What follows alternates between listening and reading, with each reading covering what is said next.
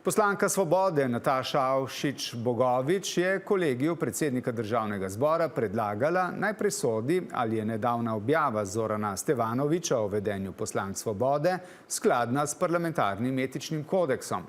Kaj pa na zapis predsednika parlamenta, ki vztraja, da je javnost pridevnik pocestniško napačno razumela in se pri tem sklicuje na slovar slovenskega knjižnega jezika, pravijo jezikoslovci. In kako na nivo politične kulture v tem sklicu parlamenta gleda poslanka prve skupščine, Ema Čepon. Res bom potreboval nekaj časa, da postavim red v parlamentu, ne zato, ker ne bi znal, ampak se določene poslanke Svobode obnašajo tako pocestniško, da bo to še veselje. Podcenjujoč odnos do žensk so si v preteklosti privoščili številni vplivni politiki in se morali za svoje besede tudi opravičiti. Nisi še poročena. S tem se ukvarjati. Ne se sekirati, premlada so.